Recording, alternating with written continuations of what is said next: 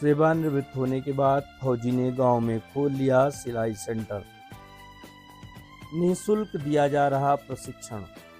45 लड़कियों और महिलाओं को आत्मनिर्भर बनाने की दिशा में यह प्रशिक्षण का कार्य जारी है। 21 साल देश की सेवा करने के बाद रिटायर्ड फौजी ने अब गांव की गरीब महिलाओं और लड़कियों को आत्मनिर्भर बनाने का बीड़ा उठाया है। उन्होंने गांव में निःशुल्क सिलाई सेंटर खोला है, जिससे अब उनको प्रशिक्षण दिया जा रहा है।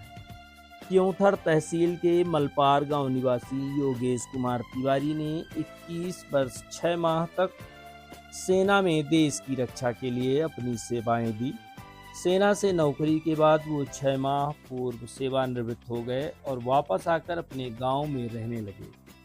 गांव की गरीब लड़कियां सिलाई प्रशिक्षण के लिए 10 किलोमीटर दूर चाक घाट जाया करती थी, जिससे उनको परेशानी होती थी। उसके लिए अब रिटायर्ड फौजी ने अपने गांव में ही सिलाई केंद्र खोल दिया है।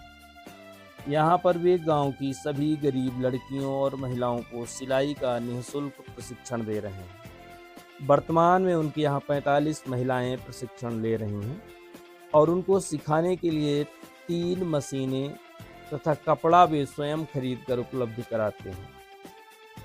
उनके इस काम से अब गांव की गरीब महिलाएं सिलाई सीखकर आत्मनिर्भर बन रही हैं।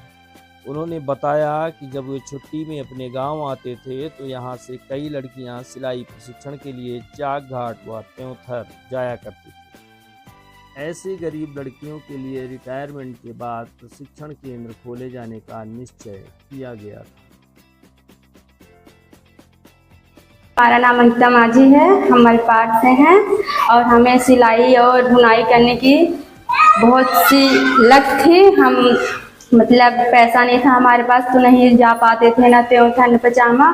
तो एक भैया फौजी में थे तो वो सिलाई सेंटर खुलवाए हैं और उसमें सब मुफ्त मिलता है, कैंची, इंची टेप, कपड़ा आदि सब कुछ मुफ्त मिलता है। इसलिए वो हम लोगों को सिलाई सेंटर सिखा रहे हैं और लगभग हम लोग 40-45 लोग हैं और रोज़ बढ़ते ही जा रहे हैं और बहुत ज़्यादा लक है सब लोगों को सीखने के लिए। फ्री मिल रहा है तो भी मतलब बनने लगेगा ज़्यादा, तो हम लोग अपने से मतलब कुछ अपना कदम आगे बढ़ाएंगे और कुछ अपने लिए सोचेंगे कि हमें भी आगे बढ़ना है। और वो बहुत छूट दिए हम लोगों को, हम लोग कुछ आगे कुछ कर पाएँ। जब मैं सर्विस करता था और छुट्टी जब भी आता था तो एक चीज़ का हमेशा मुझे आभास होता था कि हमारा गांव जो है त्योंथर करीब लगभग 5-6 किलोमीटर पड़ता है। इधर मार्केट चाक घाट जो है 10-12 किलोमीटर पड़ जाता है। तो हमारे गांव की जो लड़कियां हैं, खासकर जो पैसे की तंगी की वजह से वो कुछ कर नहीं पाती थी। जैसे पढ़ाई तो चलो किसी तरह अपना सरकार व्यवस्था कर लेती थी साइकिल वगैरह दे के, लेकिन वो सिलाई करने के लिए उनको फिर से जाना पड़ता था, या भी वो स्कूल जाए कि सिलाई करने जाए। ये व्यवस्था जो थी तो दूर थी होने के कारण वो सिलाई नहीं सीख पाती थी। तो मेरे मन में ये हमेशा मतलब एक विचार रहता था कि मैं कुछ गांव के लिए करूं, कुछ करने का मतलब एक जुनून होता था। तो मुझे लगा कि क्यों ना सिलाई सेंटर खोला जाए और अपने गांव के लड़कियों महिलाओं के लिए कुछ आत्मनिर्भर कुछ अपने लिए कर सके।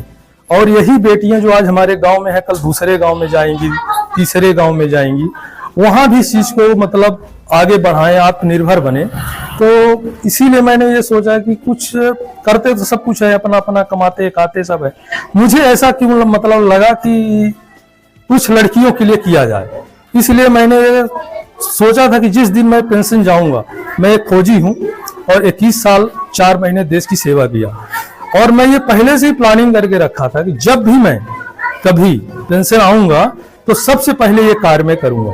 और जब मैं पेंशन आया उसके 1 महीने बाद ही मैंने ये स्टार्टअप किया। ये मेरा ग्राम मलपार और अंजोरा के बीच में ये स्टार्टअप रहा, सिलाई सेंटर, जो काफी जितना मैं सोचा नहीं था उससे अच्छा लेडीजें लड़कियां बढ़ चढ़ के हिस्सा ली।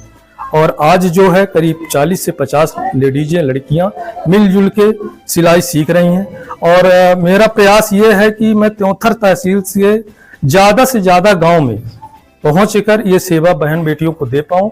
अगला प्रोग्राम मेरा जुलाई 1 तारीख से अंजोरा में खुल जाएगा तो मैं अंजोरा के लड़कियों किसी प्रकार का शुल्क नहीं लिया जाता?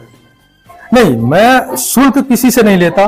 मैं जितना हो सकता है मैं अपना खर्चा क्लोज करके, मैं अपना पैसा बचा के, जो मैं फालतू का खर्चा है उसको मैंने क्लोज कर दिया, और उसी पैसे से मैं इनको फ्री कपड़ा देता हूँ, फ्री सिलाई देता हूँ, सिलाई मशीन देता हूँ। हम मतलब इनको मतलब ये आए, ये कुछ ना लेके आए, सब सारी व्यवस्था मैं करता हूँ।